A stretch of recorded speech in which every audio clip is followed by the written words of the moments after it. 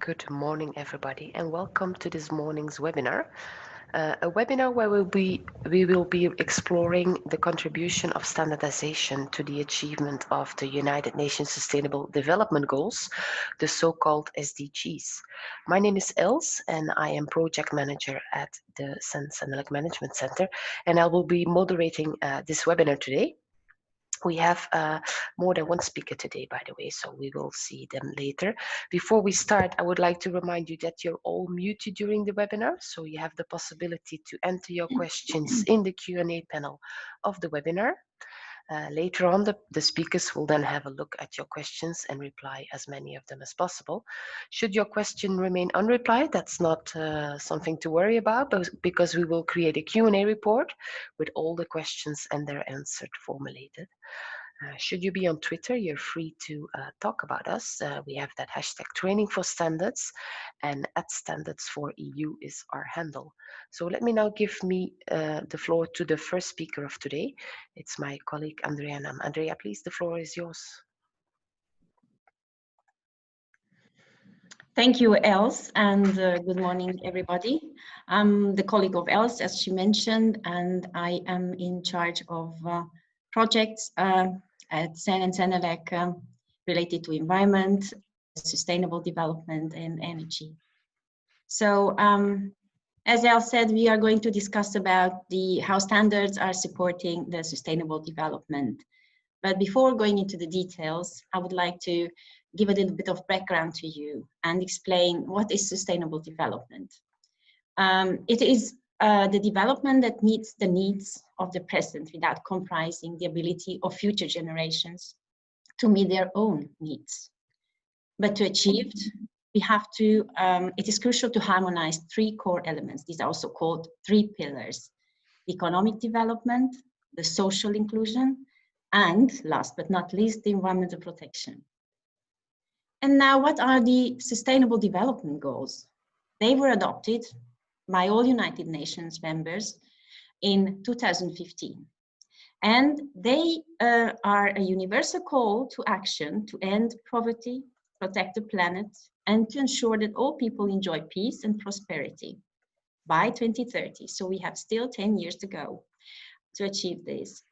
And the implementation and success, obviously, we rely on all stakeholders, and standardizers also have to contribute to the achievement of this.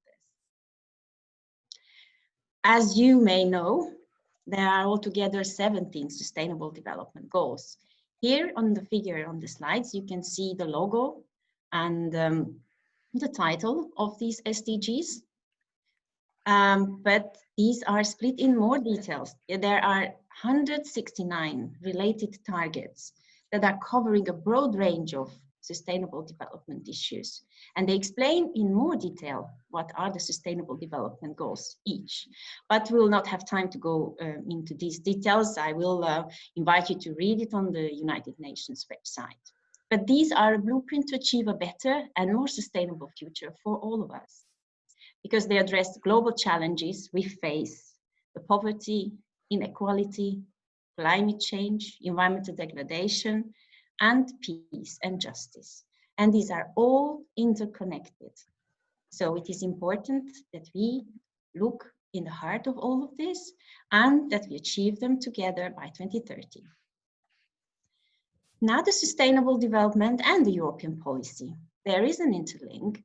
And there's even a closer linkage and the declared linkage since the declaration of the European, since the publication of the European Green Deal end of last year. The European Green Deal declared that it's putting Europe on a pathway to sustainable future. If I quote, I can say it is an integral part of the European strategy to implement the United Nations 2030 agenda and the SDGs. The priorities of the Green Deal you can see on the right side on my slide in the figure. So the action basically related to the SDGs in the Green Deal is to mainstream sustainability in all EU policies as from now on, systematically. And there's also relevance for standards and sustainability in the European Green Deal, because the EU plans to set new standards for sustainable growth. And they will also make consistent use of standards besides legislation. How about Sensenelec? So Sensenelec, before the setting up of the new European Commission, declared that we have 5 strategic priorities. And standards build trust. This is what was communicated to the European policymakers. And one of these strategic priorities was the Sustainable Development Goals of the UN 2030, which we are committed to support. We want to support also help standard drafters in the future on how to address sustainable development goals in standards. Almost all international standardization organizations have already taken into consideration in their standard development to address sustainable development and sustainable development goals. So we are currently also assessing the need for a more systematic support at European level for the standard drafters, to see what guidance, what examples of best practices would be needed to change maybe the work item proposals. And also we are planning to identify business topics and standards that make the most significant contribution to the SDGs and could maybe help meet multiple SDGs, because this can also be possible. So something to be looked at. And now we'll start to talk about, our guest speakers will start to talk about some examples of how to address SDGs in concrete standards they were in charge of. One will be focusing on the sustainable food, particularly cocoa. And our other speaker will be talking about the sustainable cities and communities. So I give the floor now to our next speaker, Jonas. Jonas, can I ask you to present yourself? Thank you, Andrea, and good morning, everyone. And thank you for inviting me to participate in this webinar. My name is Jonas Frykman, and I am the chairman of the Swedish Committee for Sustainable Cities and Communities that actually closely connects work to the SDGs that I will talk about. I have a background working with sustainable development from different levels of government, from municipal to state level. And I was also recently an expert in the government inquiry called the Delegation of the 2030 Agenda in Sweden, that related a lot to the implementation on the local and regional level. And since 1 year back, I am a consultant supporting organizations to implement the SDGs in their core business. Next, please, Andrea. In Sweden, the 2030 Agenda and the SDGs have had a large impact so far in society. For example, 70% of the municipalities and regions have actually decided political decisions to work in line with the 2030 Agenda. And so has many government agencies, private companies, and also NGOs. It's a great activity. So has the Swedish Standard Institute, the SIS, have also been very active. And they've been active since long back. In the committee, Sustainable Cities and Communities, was launched already in 2013.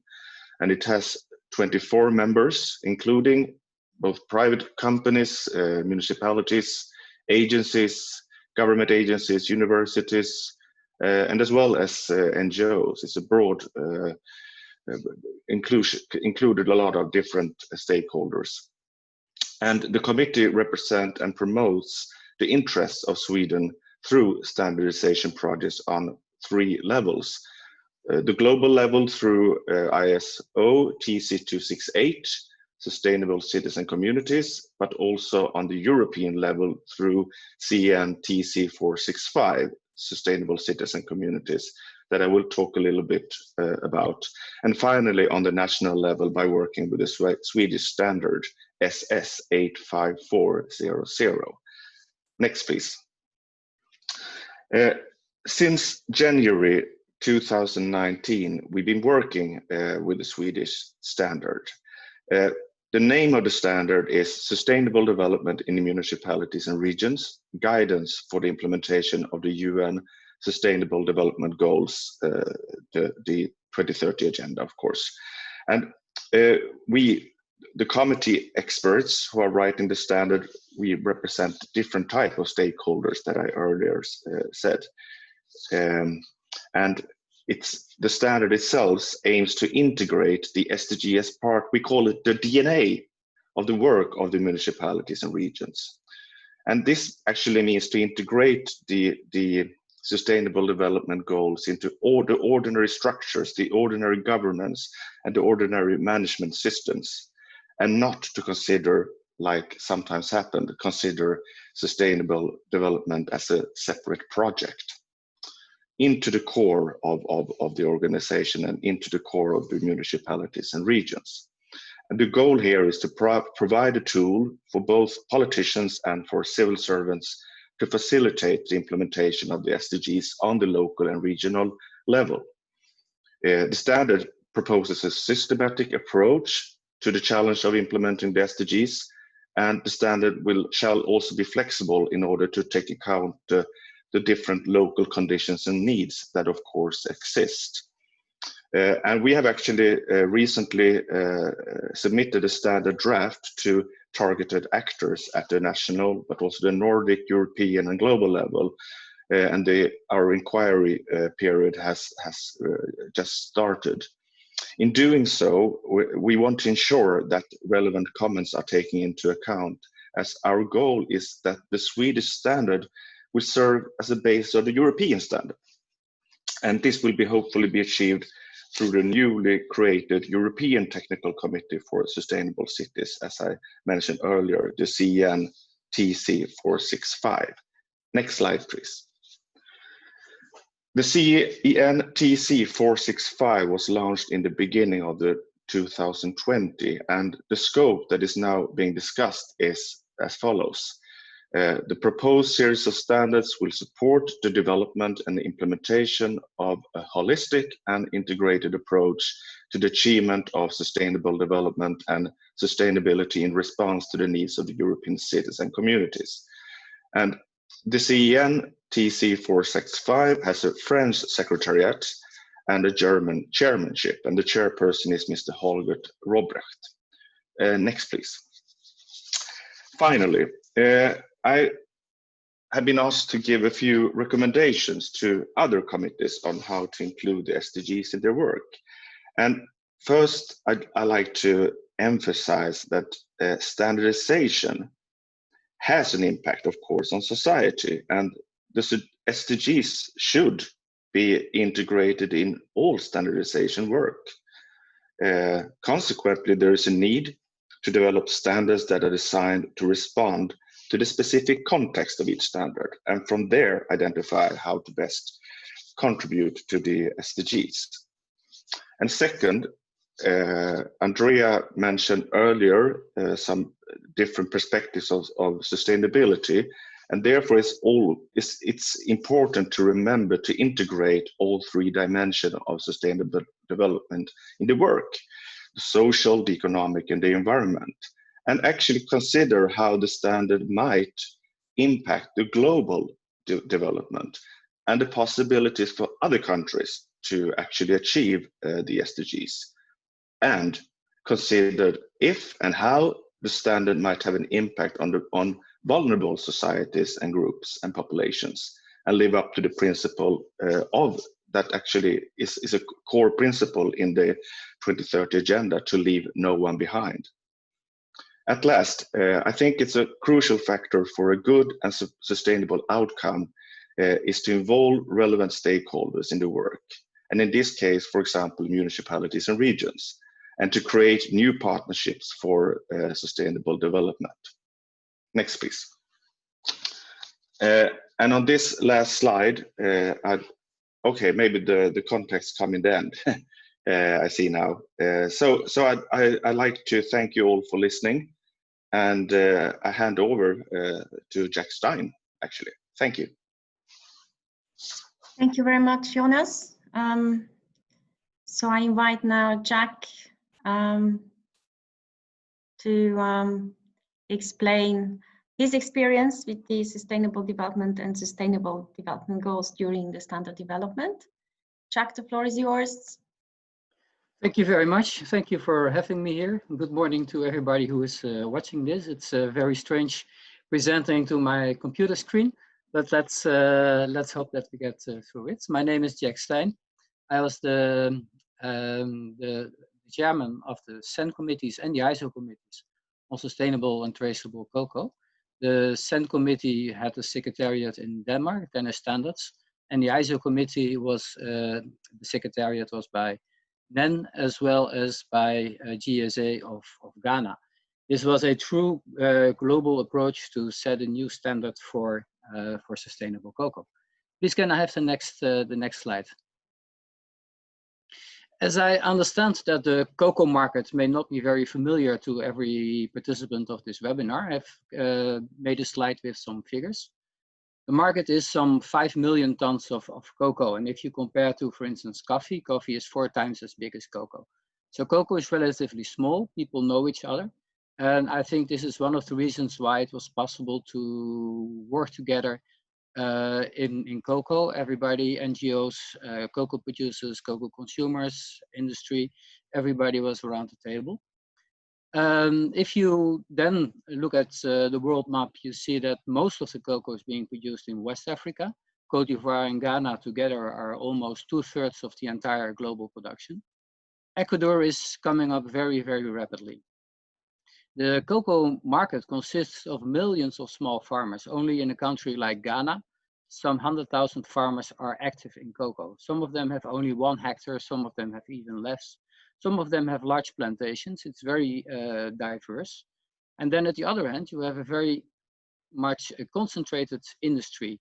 Only 4 or 5 companies account for maybe 80%, 85% of the total global production of half products and of chocolate. So originally it comes from the Amazon basin, Latin America, and it has been brought to Africa and Indonesia by the Dutch, the Spanish, the Portuguese. On the one hand, cocoa comes from cocoa producing countries. I will show that on the next slide. But cocoa consumption is mainly in North Europe. Cocoa chocolate is a invention done in Europe in the 19th century. Famous names like Van Houten and Lindt and Cadbury's, and they were all involved in the invention of chocolate. And you can see now that eating chocolate is a culture that is not very much present in cocoa producing countries. Of course, Latin America has a culture of using cocoa, but chocolate bars are relatively new in that country. As for sustainable cocoa, the attention for sustainability in cocoa started around the turn of the century, 2000. And in 20 years, a lot of work has been done, but many of the objectives have not yet been reached. Something like 40% of the total global cocoa production now meets certain sustainability criteria. That can be like certificates by Fairtrade or Rainforest Alliance, but also certificates or sustainability programs that are company owned, like Cocoa Life or Cocoa Horizons. And there are lots of labels on sustainable cocoa. It's very difficult for consumers to understand what is really sustainable and what is not. And when we started working on the ISO and SEN standards, one of the objectives was to have some more clarity in that field. Can I now have the next slide? So on this slide, you can actually see that cocoa is being produced something like 20 degrees north and 20 degrees south of the equator.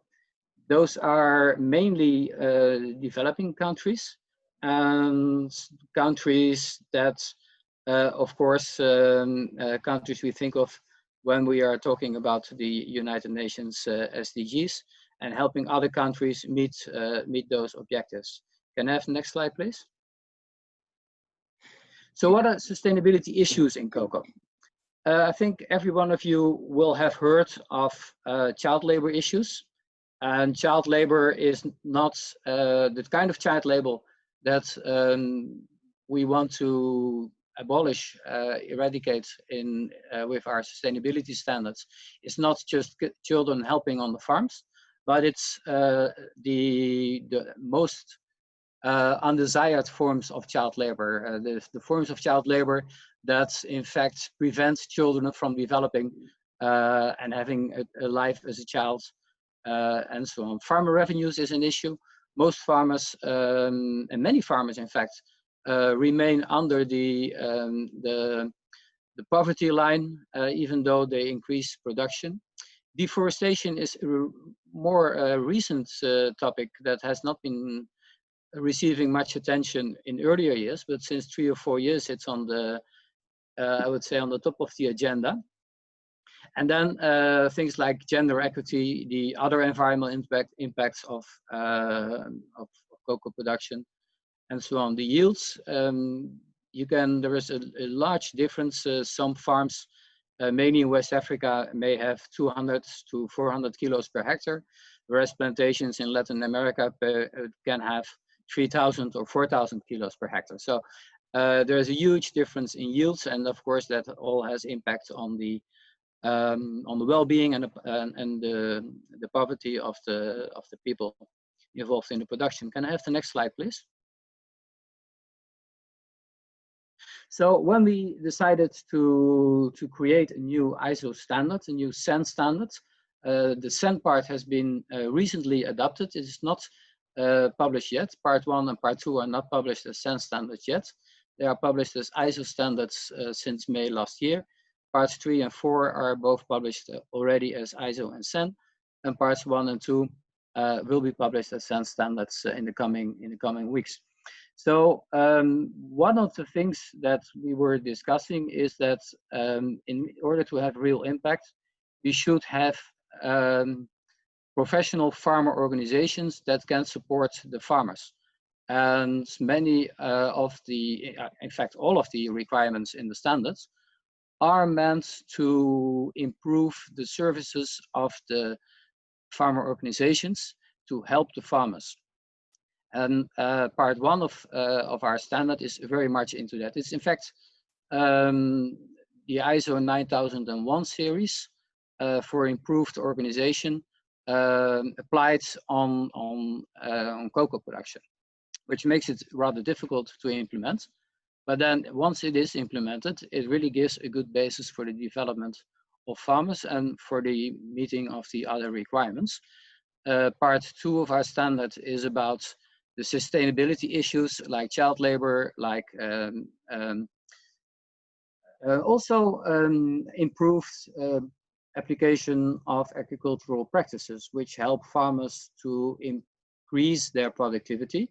And there are also requirements about diversification. So one of the statements is that if farmers are able to improve their productivity, that they may have twice as much production from their land. They could then halve the land available for cocoa and grow other cash crops or food crop on the other half, thereby also improving their resilience against, on the one hand, market developments, and on the other hand, also against climate change. Traceability is about following the cocoa through the supply chain from the farmer to the consumer to give the consumer assurance that indeed, if he buys a bar of chocolate, it has certain logos and certificates on it, that this is actually indeed contributing to sustainability of cocoa. And in the scheme document, we have all kinds of additional requirements on auditing, on how to claim sustainability, and how to implement the standards and the requirements. So this is a set of requirements to improve the sustainability of the production of the cocoa. And in my next slide, I will give you some examples of how this interlinks with the 17 SDGs. In fact, it's an evaluation I made myself. If you look at the ones that have 3 asterisks, there you can see the impact is highest. And if there is none, then there is hardly any impact at all.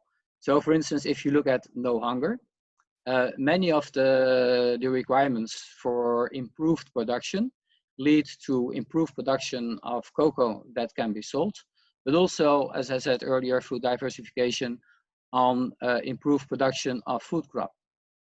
If you look at gender equity, we've got all kinds of requirements for the position of women, for the safety of women, for the safety of children. If you look at decent work and economic growth, it's about protection of labor, it's about fighting forced labor, it's about fighting and preventing trafficking. Responsible consumption and production is managing the natural resources that are being used for the production of cocoa, and of course for the production of the diversified crops. Climate action is mainly about helping farmers adapt to the new climate conditions, as well as making them less resilient on the climate changes. Life on land, there are lots of requirements on the use of shadow trees, and there are even some beginnings of how to use the standards for reforestation. So there's a biodiversity link in there as well. And peace and justice, strong institutions. This is really about the labor conditions, the implementation of ILO standards for child labor, for freedom of meetings, for freedom of unions, and so on in the cocoa production.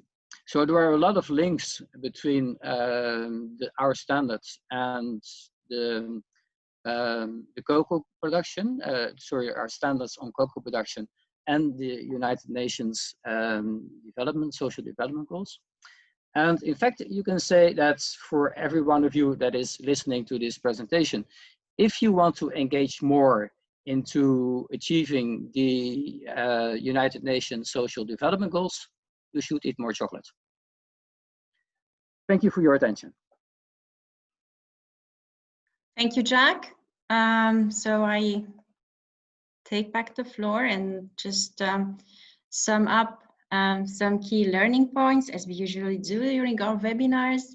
So now the conclusion is, based on what you heard, that everyone should contribute to the achievement of the SDGs, and also standardizers, because standards can have an impact and the contribution to the achievement of the objectives. So, as you could see, we really looked at two different sectors, and the SDGs were very relevant. So it could be relevant to your sector because it's relevant to almost all business sectors. So you always have to bear in mind to look at them to explore whether they are relevant or not. You heard also the SDGs are now at the heart of the EU policies. So if you want to follow closely the European policy objectives, you also have to implement the SDGs. You also have to consider how your standard can support one or more SDG, because sometimes you can support not only one, but several SDGs, as you could see also from the earlier examples. And we highly recommend that you refer to these in your standard. And you have to think broader, even if you develop a European standard, because we are working in a global economy and our impacts are global. So it's very important also, as you heard from the examples before, to actively encourage participation of all stakeholders, possibly sustainability experts in your committee. But already a lot of stakeholders can bring in a lot of experience, and you can have a broader understanding on how you can achieve or better support the achievement of the sustainable objective goals. And of course, at European level, we don't have a systematic approach for the time being, but there's a lot of good experience available. You heard too just before. And maybe based on that, we will also develop some more concrete guidance for standard writers. But for the time being, we can suggest that you contact the Environmental Help Desk and use the ISO Guide 82 if you need further guidance. So thank you.